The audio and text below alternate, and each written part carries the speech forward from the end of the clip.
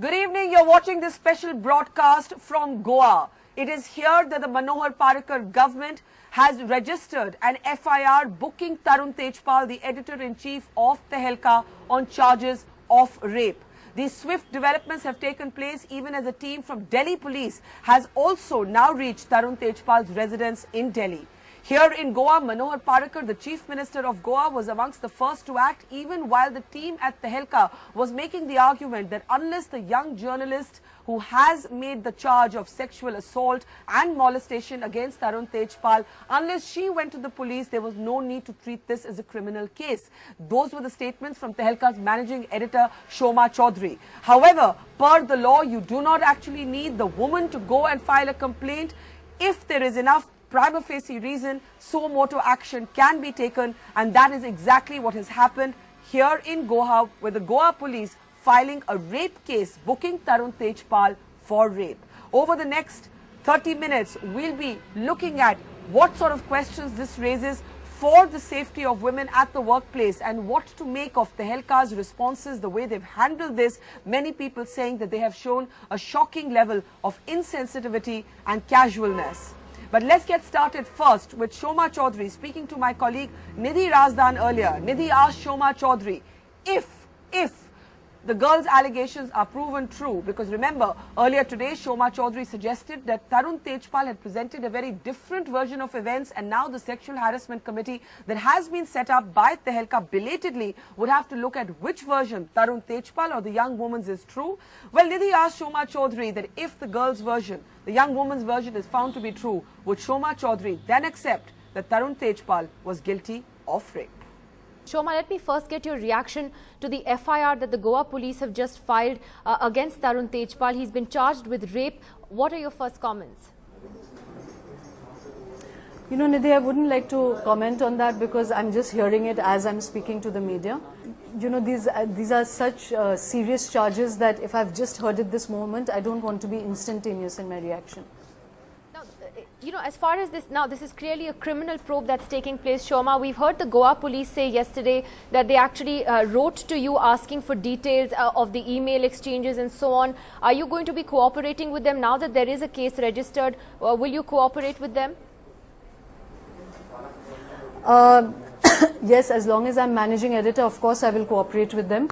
But why I don't want to speak on it right now is that as soon as something moves into the zone of legality and criminality, please understand that I definitely now need to speak to lawyers before I say something in the public domain.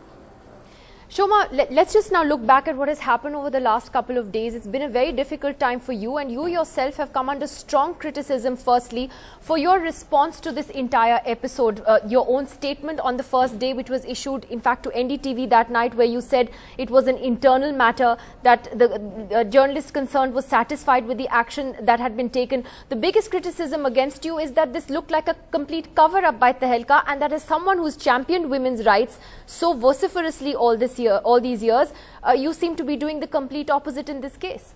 You know, I've been trying to say through several interviews that my use of the word internal matter and satisfied was in a context where I had just spoken to my, my colleague before sending out the letter about Tarun stepping down. And in the phone conversation that she had with me, she said, oh, okay, this looks now finally that he is genuinely and really sorry about it. And she said, yeah, I mean, you know, I'm not being driven by a sense of vengeance. What I want is justice and I want to heal. And so she seemed like that, you know, this was a step that was acceptable and fine with her. These things leaked so fast, Nidhi, like literally in 2 minutes, that I didn't get a chance to compose my thoughts, interact with the public world. I immediately got very, very intrusive calls. Well, intrusive is the wrong word. Like barrage of calls, with people immediately asking me that, aren't you going to go to the police? And I did not understand at that point that her devastating account to me was already in the public domain. So I thought, just based on, because they told me your letters have been leaked, so based on his, Tarun's letter and mine, I could not understand why they were saying, haven't you gone to the police? What did he do to her? And because it was, and who is this person? You know, those were the questions being asked. And that's why I said, I don't see how you can ask me these. It was in fact Indian Express. And I said, I don't see how you should be asking me these questions because it's an internal matter. and the journalist in question is satisfied with what's happened and his stepping down it sounds a is little in the bit highest like standard. it sounds a little bit like you were shocked more with the fact that all of this leaked out and that all of this would have in a sense been covered up if it hadn't got onto social media and Twitter that night. That's a little bit how it sounds like. You acted in horror and shock because it leaked. No, I didn't act in horror and shock. I said that I was not able to compose my thoughts. Nidhi, I mean, you're a journalist. How can you possibly imagine that sending out a mail to Tehelka Editors Bureau publicly that Tarun is stepping down can be something of a cover-up, and that if it had not gone to social media and Twitter, this would have been hushed up? He has not stepped down, and that's been the other criticism, is how Tehelka can decide his punishment, how he can decide his own punishment. His letter seemed to be very sanctimonious, that I'm atoning, and you know, this is an awful misreading of the situation, which kind of leaves open a question mark as to what happened on the other side. He calls it a bad lapse of judgment. It doesn't really look like an unconditional apology, A, and B, as the criticism has been, that he's not someone who can decide his own punishment. This was far more serious, and stepping aside for 6 months at your own convenience, it just doesn't cut it. No, again, you've asked me several questions in terms of whether this is his punishment. It was not phrased as a punishment, it was phrased as an atonement. Insofar as it sounds lofty, I'm not going to defend his language. I've already actually in several interviews said that in retrospect, the language of both his letter and mine, to my understanding, definitely seems tonally wrong. Also tonally wrong because, you know, because they got leaked, it seemed that this was his apology to his colleague, whereas there is another unconditional official apology that he has extended to her, which focuses on his apology to her. I think my assessment of the mistake of my own tonality is that I misjudged for a moment that this, you know, I was very focused on dealing with her, so I misjudged that this is the first time that I am interacting publicly with the institution and with the world, and I should recount what actions I've been taking, you know, how devastating this has been. I definitely misjudged that, and my understanding of my colleagues' disappointment in my actions, I think, stems from the tonality of those letters, especially that it got leaked outside of, you know, the other apology and my explanation of how devastating all of this has been. What does it mean for him to atone for his actions? And I ask that because you know, you yourself, as I said, have always, you know, vociferously stood up for women, for women's rights, and you know, ironically for victims of attempted rape, molestation, and so on, harassment. You tweeted actually when Ranjit Sinha, the CBI director, made that absurd comment about lying back and enjoying rape, saying that he should step down for saying that. So why shouldn't Tarun Tejpal step down, resign? Forget recusing himself; it's not his choice. Why shouldn't he resign over this and have a case pursued against him? Is the point. You know, I mean, I can understand, as I said, that there was a differing version in terms of him. You know, definitely the better option would have been to resign and leave forever. It's difficult to explain this, but, you know, we are a very, very small institution, and there are financial implications to him. See, again, I want to say this, that no, but what do you up mean? until then, if he resigned, is it for financial reasons? No, Shoma, what does that mean? Is it for financial considerations? For the future of the company that you decided that Tarun shouldn't go, that he shouldn't step down completely, he shouldn't resign? No, Nidhi, you don't have to pounce on me before I can speak, because then I can't speak. You've asked me a very important question and I need to answer that. That up until then, there was a kind of institutional response that one was making, and I was driven, for better or for worse, by the requests that my colleague was making of me as a managing editor she looked up to or trusted, and the institution's response to it. We were within that cocoon of the institution at that moment, and you know, even if I have already admitted that there was the Vishaka guidelines grievance redressal mechanism was missing in the office, but to my understanding, even if that had been placed, the first step would have been of him stepping down. My understanding of it at that point was, you know, we were, as I'm saying, I was not yet thinking of the implications of this in the public arena.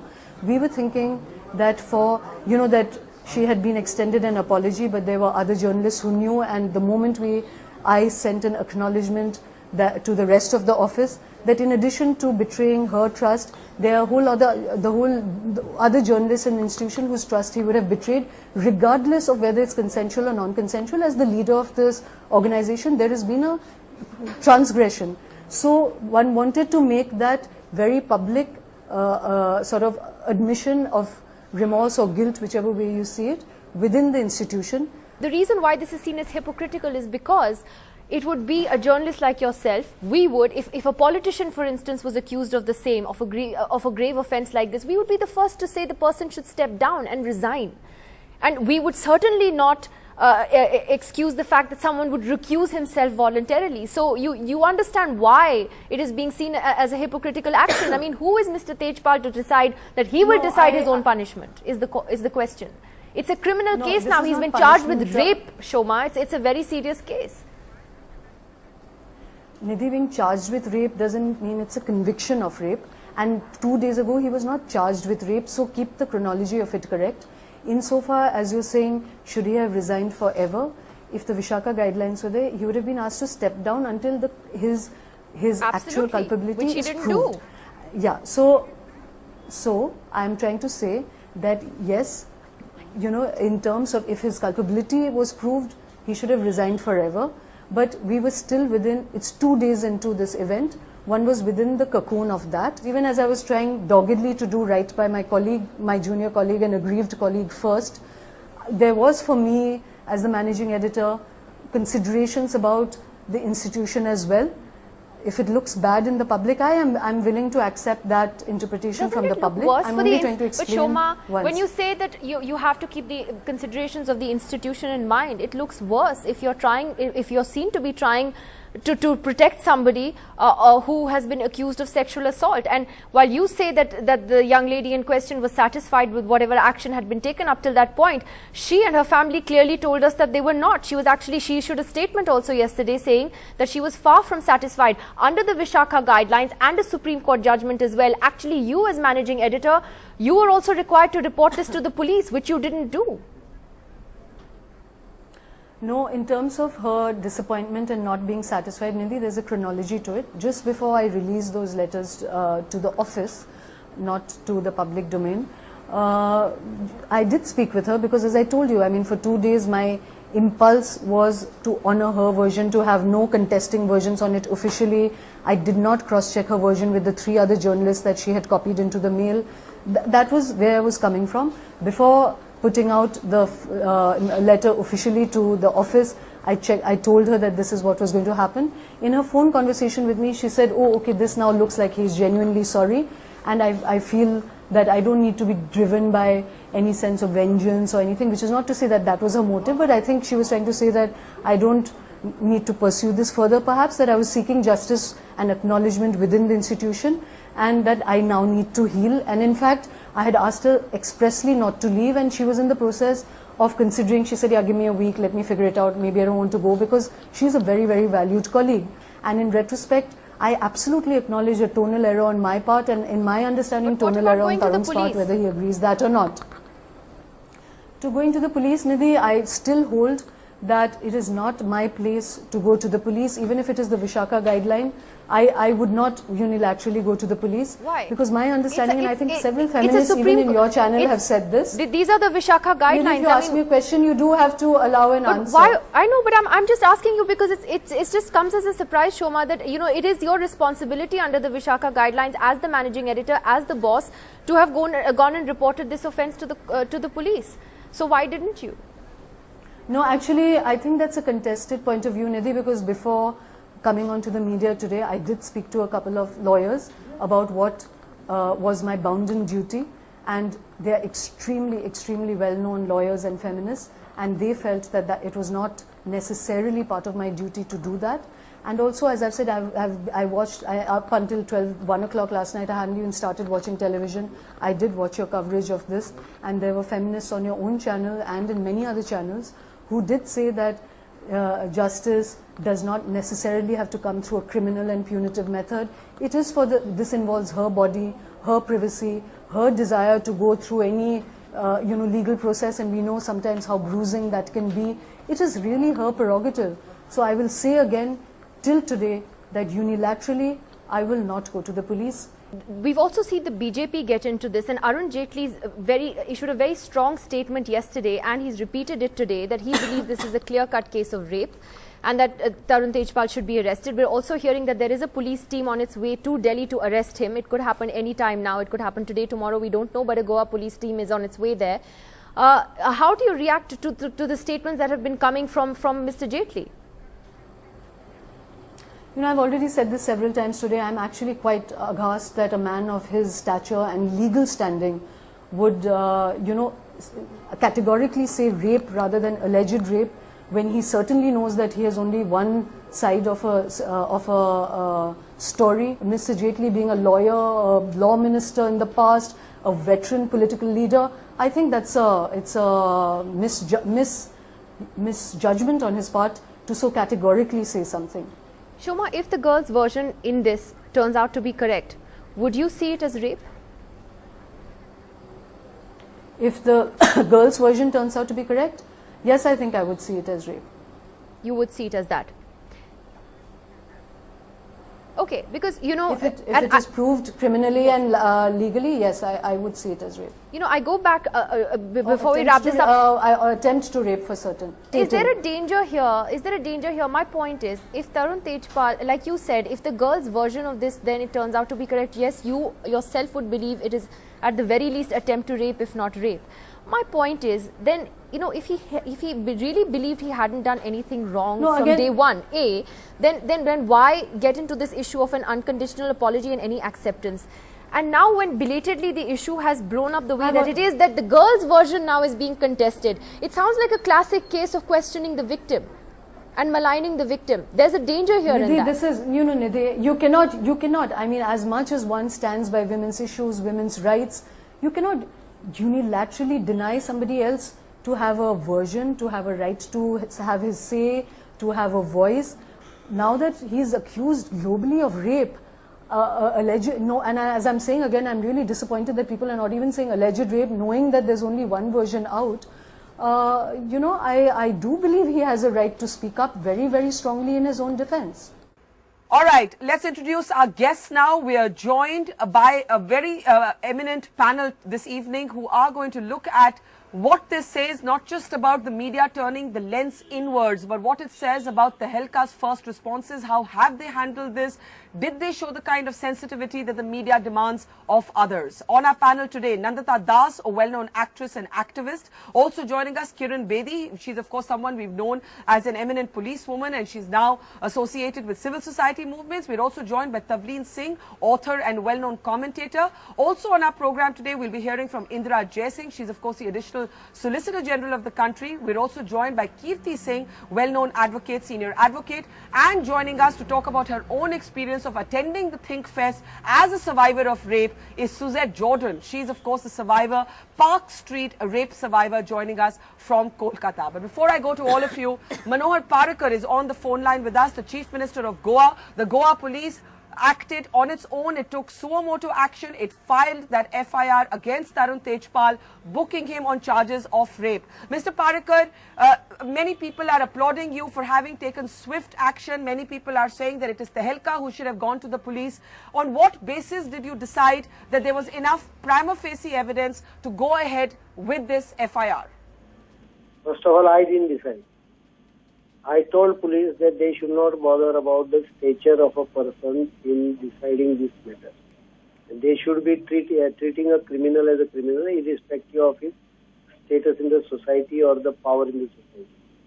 So police, after doing an preliminary inquiry, they realized that there is a substance in the matter. Prima facie, there exists something in the substance. They have registered a case. It's a FIR. It's not charge sheet. Mr. Parrikar, what happens next now? What happens next? I've understood what you're saying. You're saying you conduct told the the police inquiry. act without They are going pressure. through all the Do not be evidences. influenced by the profile of the person.